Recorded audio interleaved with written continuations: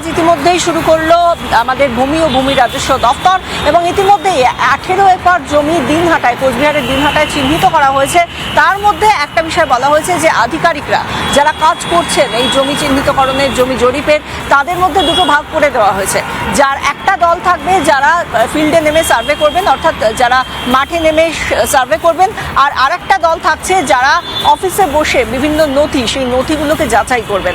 এইভাবেই এই কাজটাকে 15 দিনের মধ্যে জমি জরিপের কাজটা শেষ করতে হবে, তা নির্দিষ্ট করে সময়সীমা বেঁধে দিয়ে বলা হয়েছে, যাতে এই কাজ অর্থাৎ এই 18 একর জমি হস্তান্তরের কাজ হোক বা অন্যান্য ক্ষেত্রে যে জমি চিহ্নিত করা হচ্ছে, সমস্ত কাজটা যাতে মোটের ওপর খুব তাড়াতাড়ি সম্পন্ন হয়, সেই জন্য দ্রুততার সঙ্গে সম্পন্ন করার জন্যই এই প্রচেষ্টা।